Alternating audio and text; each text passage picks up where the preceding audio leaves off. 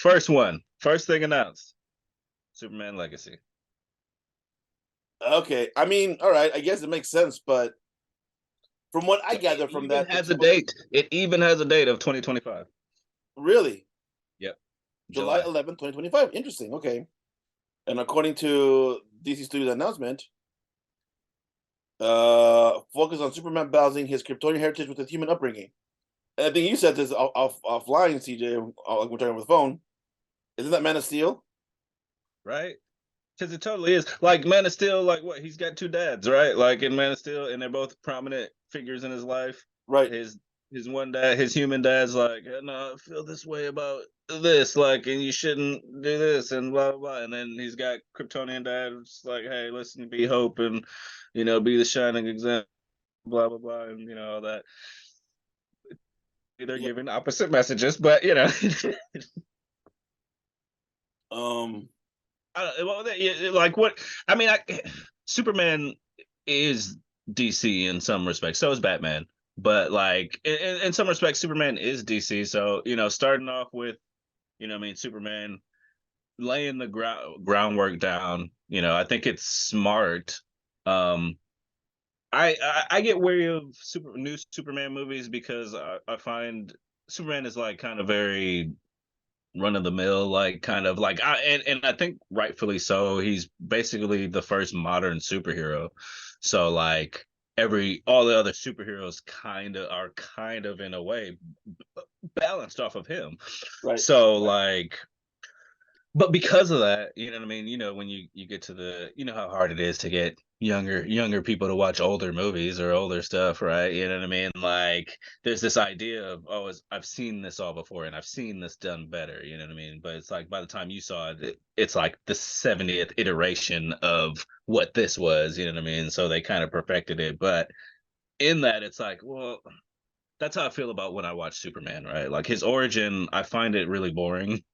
You know what I mean? Like it's like if I'd never seen it, it'd be interesting, but it's like I find it so boring by now. Like this is will be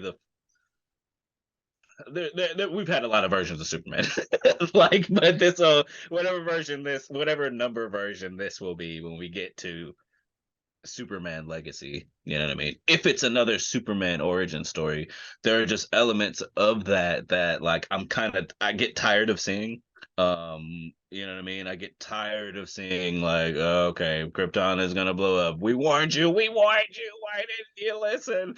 All right, well, I'm gonna send my kid off to some other place. You know what I mean? Like, I get tired of seeing that. But he's landing. It gets raised by great freaking American people off in Kansas somewhere. You know what I mean? Like, it's like I get tired of seeing all these elements of Superman. I kind of want them like that's one of the reasons I liked Man of Steel so much because they kind of fast forwarded through a lot of the stuff that we're used to seeing, and then the stuff that we did see that we've already seen, we saw in different ways. Like we see Krypton, and there's like this whole war and crazy action scenes going on there. You know what I mean?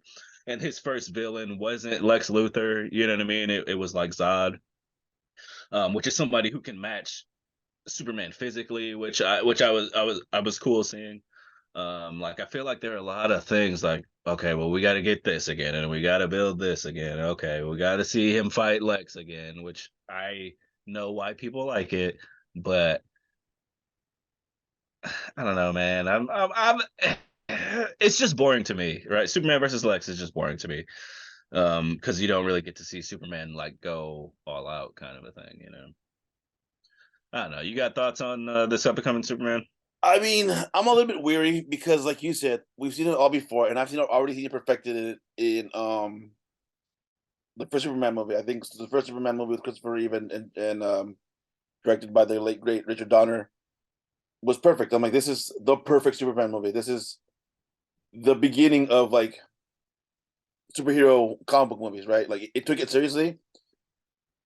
And so with this one, I'm like, I'm a little bit worried because I'm like, what am I gonna see that's new that I haven't seen already in the other movies in either the Christopher Reeve, Richard Donner, or the Henry Cavill? I'm like, I've already seen this origin. My grandma knows this origin, and she believes it, right? But I'm like, what can you tell me different about this man of steel? What can you tell me about this man that I haven't already seen before? Like what I haven't seen yet, and I want to see. I haven't seen him fight Brainiac. I haven't seen him fight Metallo. Like It's about his humanity, a Kryptonian, like upbringing, a struggle. I'm like, I get it. I have a stepdad. Like, I know what that's like to being like, you're not my dad. I've said that before many times. He came back with, "Oh, well, I paid for your food to wipe your ass." I'm like, all right, touche. Well said. You were you were just saying like, and you just kind of brought to my brain like as you were just saying like what I haven't seen him fight Brainiac, right? But I was just thinking like as you said that, as you were about to say that, I was like, wait a minute, insert like pretty much any Superman villain here, right? Like because see, we've Yeah, only seen him fight. Like we can change that statement to we've only seen him fight Lex Luthor and Zod, right? like Like, live action, we've always exactly. And in like Smallville, we saw him fight characters that he's already supposed to be fighting as Superman, and I'm like, what is this? But back to, I'm like, all right. And I think Smallville did that great too. Smallville was perfect at like up until season 5 or 6. I forget when I stopped watching Smallville, but I just remember being like, this is a good show, like about him being like, who am I? Am I man? Like Lana asks. So what are you, man or Superman? I haven't figured it out yet. I'm like, I got that reference. uh, I see what you did there. But man or Ubermensch. all right. And see that goes back into into like my the little box where I check where it's like what are you going to bring new to the table, right? Because if it's an origin story, guess what? I watched 10 years of a Superman origin story called Smallville, you know what I mean? Like so it's like what are you going to do that Smallville hasn't done? Like if we're going to go that route, right? You know what I mean? Mm. What are you going to show me about his origin that Smallville didn't already cover. You know what I mean? He spent 10 years freaking not being Superman in that in that freaking show. Like or him discovering his powers or like, you know what I mean? It's just the seventh, ninth version of a character like has big shoes to fill. You know what I mean? Like Yes. but you know, some when they can do stuff, when they can then bring something that I haven't seen. I do appreciate it just for that on some level. I know we had like our review video of like the Batman, and a lot of us were like kind of like talking kind of like mess about it, like, hey, well, we never. But like one thing that I will always like give the Batman credit for is like it's like here's the I don't feel like counting it, so don't count me on this, but here's the ninth version of Batman that we've seen, right? Like, and it still managed to bring me, it still managed to show me something in a Batman movie that like I hadn't really seen. Show me a version of Batman that we haven't that hasn't been brought to the big screen before. You know what I mean? Mhm. Can Superman Legacy do that? Is the question. Yeah.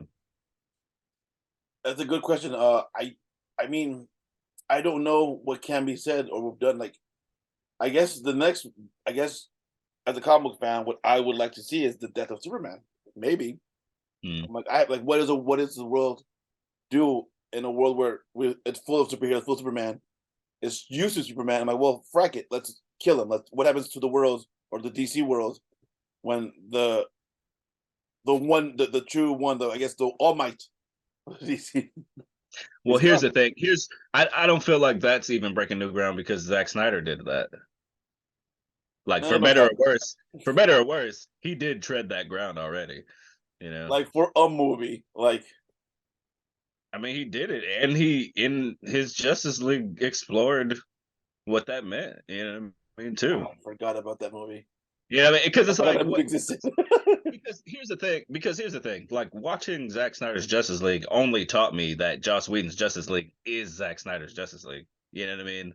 Like it's just a shorter version of what Zack Snyder's Justice League is. Like so freaking what he did, and we saw that in that Justice League. You saw that in that Justice League. Yeah, You know what I mean? A world without Superman. Like, but and then yeah, you if you watch Zack Snyder's Justice League, like I said, it's just a longer version of that movie. Like, it's just prettier pictures. It's all it is. Like it's all it really is. Prettier pictures. What Josh Whedon did is took it and made it like trim the chuffa, as Bruce Willis would say, trim the fat. There's so much stuff in no, that he in did that cut. exactly. Like, I don't even know why he. To be honest, like watching that, like I don't know what Joss Whedon did exactly, like on that movie because it fit like he did. Like there were a couple of scenes that were added, right? But for the most part, he just ripped like an hour and a half out of them, out of Zack Snyder's movie. You know what I mean? Like Dude, that scene where he's saving Flash is saving Iris West. I'm like, that's a beautiful shot. It's like 5 minutes too long. It adds nothing to the story or the characters. Why are we watching this? Why is this here? why do we watch anything, Renee? You Well, I watch porn to come. Go frack yourself. Okay. All right, next one. I think we've next one. Oh, but the last thing I did want to the last point I wanted to touch about this. How do you feel because we don't have a director yet, but this is written by James Gunn. I am weary because everything I've seen of his, it's always quirky, it's always weird, it's always kind of off kilter. It's very view askew. You know, like Kevin. It's very Kevin. Like he's got a sound, got a voice, and it's fine. It's a fine voice, but I'm like, I don't want it to be too jokey. I want it to be a little bit like it's at the end of the day, it's Superman.